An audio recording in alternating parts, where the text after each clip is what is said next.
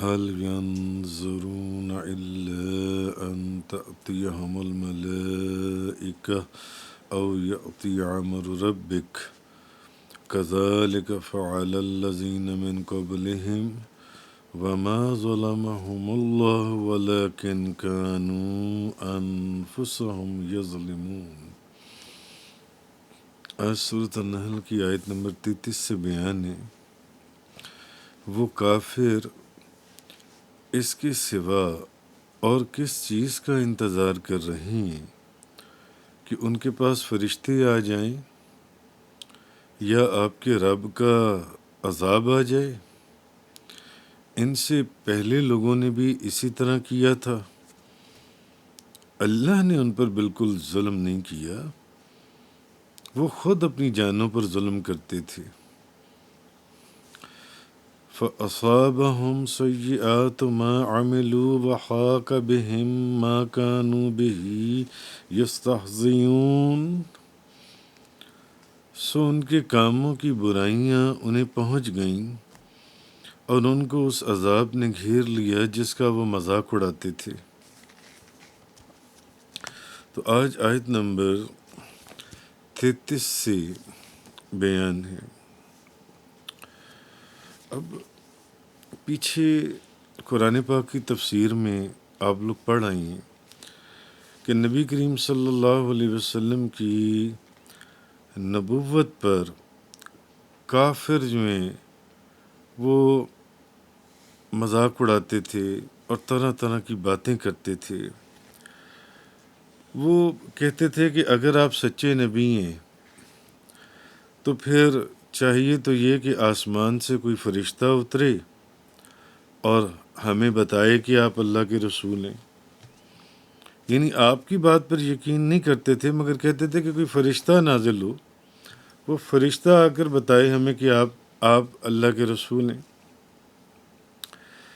تو اب اللہ تعالیٰ نے اس کا رد کرتے ہوئے فرمایا کہ وہ تو ایمان لانے کے لیے صرف اصل میں یہ لوگ فرشتوں کا انتظار کر رہے ہیں، فرشتوں کے لیے بیٹھے ہوئے ہیں۔ اور دوسری چیز یہ بھی یہاں سے بیان ہوتی ہے کہ پیچھے جو پچھلے رکوع میں آپ لوگ پڑھ آئے کہ کافر جو یہ کہتے تھے قرآن کریم کے متعلق کہ یہ تو کہانیاں ہیں، قصے ہیں، تو اس طرح کے قصے اور کہانیاں تو ہمیں بھی آتی ہیں، ہم بھی سنا سکتے ہیں۔ تو اللہ تعالیٰ نے اگر آپ کو یاد ہو تو ان کو عذاب کی وعید سنائی تھی۔ تو اس کے بعد اللہ تعالیٰ نے مومنوں کا ذکر کیا تھا۔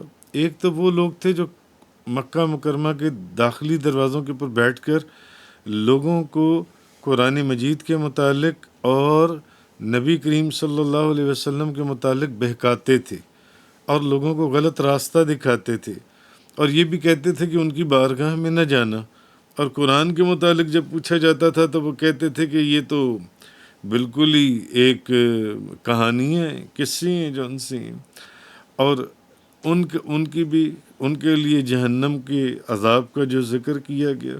اور اس کے بعد مومنوں کا ذکر ہوا کل کے بیان میں، اگر آپ کو یاد ہو کہ جب ان سے پوچھا جاتا تھا تو وہ کہتے تھے کہ یہ تو ہے ہی بھلائی ہے، یہ تو بہترین کلام ہے، یہ تو ہدایت کا سرچشمہ ہے، یہ تو اس میں تو ہدایت کا اور رحمتوں کا اور برکتوں کا یہ کلام ہے، یہ اللہ کا کلام ہے۔ تو وہ کہتے تھے کہ یہ ایک عمدہ کلام ہے۔ تو اللہ تعالیٰ نے اب ان کے لیے جنت کی خوشخبری سنائی کہ جنت میں ایسے گھروں میں ہوں گے جن کے نیچے سے نہریں بہہ رہی ہوں گی اور ثواب کا، اور کافروں کی مذمت فرمائی کہ وہ جون سے اپنے اقوال سے جون سے جو وہ یہ ایسے لوگ ہیں کہ یہ رجوع نہیں کریں گے، یہاں تک کہ یہ بھی پیچھے فرمایا گیا کہ جب ان کی روح قبض کرنے کے لیے فرشتے آئیں گے تو اس وقت ان کی کیا حالت ہوگی، اور جب ایمان والوں کی روح قبض کرنے کے لیے فرشتے آئیں گے تو اس وقت ان کی کیا حالت ہوگی جون سے۔ تو کہا یہ جا رہا ہے کہ بات ان کی نہیں ہے، ان سے جو پہلے لوگ تھے وہ بھی اسی طرح انبیاء کرام کا انکار کرتے تھے اور جب انبیاء کرام ان کو اللہ کے عذاب سے ڈراتے تھے تو وہ کہا کرتے تھے، مذاق اڑاتے تھے، وہ کہتے تھے وہ عذاب ہے کہاں، وہ عذاب آتا کیوں نہیں، اچھا وہ عذاب کب آئے گا جو ان سے انبیاء کرام کا یہ پیچھے آپ پڑھ آئے تفصیل سے مختلف جگہوں کے اوپر، تو اخیر ہوتا گیا تھا، پھر اللہ کا عذاب نازل ہوتا تھا جو ان سے جس کا وہ مذاق اڑاتے تھے، تو اور ان پر جو عذاب نازل کیا گیا اس میں اب آگے جو یہ فرمایا گیا کہ ان پر اللہ نے ان پر کوئی ظلم نہیں کیا، نہیں بلکہ انہوں نے اپنی جانوں پر خود ظلم کیا تھا، نبیوں کا مذاق اڑاتے تھے اور کہتے تھے کہ وہ عذاب ہے کہاں پر، عذاب کیوں نہیں آ رہا، عذاب کب آئے گا، اتنی دیر کیوں ہو گئی، آپ تو ہمیں بہت دیر سے ڈرا رہے ہیں۔ تو جب پھر عذاب نازل ہوتا تھا تو فرمایا یہ جا رہا ہے کہ اس میں اللہ نے ان پر ظلم نہیں کیا، انہوں نے اپنی جانوں پر خود ظلم کیا تھا، جن سے خود ظلم کیا، وہ تو ایسے گندے اور غلیظ کام کرتے تھے، نبیوں کا انکار کرتے تھے اور پھر نبیوں کو تکلیفیں پہنچا، جس کی وجہ سے ان کے اوپر وہ عذاب آیا، ان کے اپنے کاموں کی وجہ سے، کیونکہ وہ نہ صرف رسولوں کا انکار کرتے تھے بلکہ رسولوں کو کہتے تھے کہ تم ہمیں جس عذاب کی دھمکیاں دے رہے ہو وہ آتا کیوں نہیں ہے، کیوں نہیں فوراً آتا جان سے۔ تو یہ چیز ان آیات کے اندر اللہ تبارک و تعالیٰ نے ارشاد فرمائی۔ آگے فرمایا وقال الذین اشرکوا لو شاء اللہ ما عبدنا من دونہ من شیء نحن ولا آباؤنا ولا حرمنا من دونہ من شیء كذلك فعل الذین من قبلہم فهل علی الرسول الا البلاغ المبین۔ مشرکین نے کہا اللہ چاہتا تو ہم اس کے سوا کسی اور کی عبادت ہی نہ کرتے، اگر اللہ چاہتا تو ہم اس کے سوا کسی اور کی عبادت ہی نہ کرتے، نہ ہم کرتے، نہ ہمارے باپ دادا کرتے، اور نہ ہم اس کے حکم کے بغیر کسی چیز کو حرام کہتے، کیونکہ چیزوں کو یہ حلال چیزوں کو حرام کر دیتے تھے اور حرام کو حلال کر دیا کرتے تھے، آپ لوگ یہ بھی پڑھا ہی شروع میں۔ تو بہرحال اب اس آیت کے اندر، آیت نمبر 35 کے اندر مشرکین نے کہا کہ اگر اللہ چاہتا تو ہم اس کے سوا کسی اور کی عبادت نہ کرتے، اگر اللہ چاہتا، نہ ہم نہ ہمارے باپ دادا بھی تو پھر ایسے ہی تھے نا، اور نہ ہم اس کے حکم کے بغیر کسی چیز کو حرام کہتے۔ تو ان سے پہلے لوگوں نے بھی اسی طرح کہا تھا جن سے كذلك فعل الذين من قبلهم فهل على الرسول الا البلاغ المبين۔ سو پیغمبروں کے ذمے تو صرف اللہ کے پیغام کو صاف صاف پہنچا دینا ہے، پیغمبروں کے ذمے جو ہے وہ تو صرف پیغام کا پہنچا دینا ہے۔ اب کہا یہ جا رہا ہے جب کافر جن سے توحید کے دلائل ان کے سامنے بیان کیے جاتے تھے اور وہ ہر جگہ پر لاجواب ہو جاتے تھے، تو پھر وہ الٹی سیدھی باتیں کرتے تھے، ایسی باتیں جن کا کوئی سر پاؤں نہیں ہوتا تھا اور کوئی اس کی جب کوئی صفائی نہیں دے سکتے تھے۔ تو اب یہاں پر انہوں نے ایک اور بات کہی جس کا ذکر اللہ نے قرآن کے اندر بیان کیا۔ انہوں نے کہا کہ آپ تو کہتے ہو کہ میرا خدا قادر مطلق ہے، جس اللہ کی عبادت کرنی ہے اللہ وحدہ لا شریک کی، جس کے سوا کوئی عبادت کے لائق نہیں ہے، وہ تو قادر مطلق ہے، ہر چیز پر اس کو قدرت ہے، وہ تو آنکھ جھپکنے سے پہلے بھی وہ تو جو چاہتا ہے ویسے ہی ہو جاتا ہے۔ اور پھر نبیوں کو کہتے تھے کہ تم جو یہ کہتے ہو کہ تم شرک کرتے ہو تو تمہارے شرک کرنے سے خدا ناراض ہوتا ہے، تو اس کی حلال چیزوں کو تم حرام بنا دیتے ہو، اس کو بھی وہ ناپسند کرتا ہے۔ تو اگر خدا کے پاس اتنی قدرت ہے تو وہ ہمیں شرک کرنے سے روکتا کیوں نہیں ہے؟ ہمیں شرک کرنے سے روکتا نہیں. اگر اس کے پاس اتنی قدرت ہے کہ وہ 1 سیکنڈ کے اندر وہ جیسا چاہے وہ ہر چیز پر قادر ہے, تو پھر وہ ہمیں روکتا کیوں نہیں ہے اس چیز سے جون سے. تو ہم بھی شرک کرتے آئے, ہمارے آبا و اجداد بھی شرک کرتے آئے جون سے. تو اگر اللہ کے پاس اتنی طاقت ہے تو وہ ہمیں شرک کرنے سے محروم کیوں نہیں کر دیتا کہ ہم شرک ہی نہ کر سکیں. اور کیوں ہمیں مجبور کر دے کہ ہم اس کی توحید کا اقرار کر لیں. تو یہاں اصل میں اللہ تعالیٰ ان کی ان باتوں کا جواب دے رہے کہ یہ بیہودہ باتیں جو ان سی ہیں یہ صرف تم نہیں کر رہے ہو. تو یہ تو تمہارے باپ دادا بھی یہی باتیں کیا کرتے تھے, یہ بیہودہ باتیں جو ان سی ہیں. تمہارے باپ دادا بھی جب لاجواب ہو جاتے تھے تو آگے سے یہی کہتے تھے. پہلے نبیوں کی قومیں جو ان سی ہیں, کفار جو تھے, وہ بھی یہی کہتے تھے کہ اگر اللہ کے پاس اتنی طاقت ہے تو ہمیں شرک کیوں کرنے دیتا ہے, ہمیں شرک نہ کرنے دے جون سے. تو انہوں نے بھی رضا اور اللہ کی مشیت کو لازم و ملزوم سمجھ کر ایک ٹھوکر کھائی تھی. ان لوگوں نے بھی. تم بھی وہی غلطی کر رہے ہو جو تمہارے باپ دادا نے کی تھی, وہی غلطی. اگر وہ چاہتا تو تمہیں مجبور کر دیتا کہ تم اس کی توحید کو قبول کرو. اگر اللہ چاہے وہ ہر چیز پر قادر ہے, کوئی کافر ہی نہ پیدا ہوتا, سارے مسلمان پیدا ہوتے, سبھی اس کی وحدانیت کا اقرار کرتے. تو اگر وہ چاہتا تو تمہیں مجبور کر دیتا کہ تم اس کی توحید کو قبول کرو. تم مانتے, تم کہتے کہ عبادت کے لائق وہی ایک اللہ وحدہ لا شریک, اسی کی ذات ہے جو ان سی ہے. مگر اگر ایسا ہوتا تو پھر ایک گدھے اور ایک انسان کے اندر کیا فرق ہے؟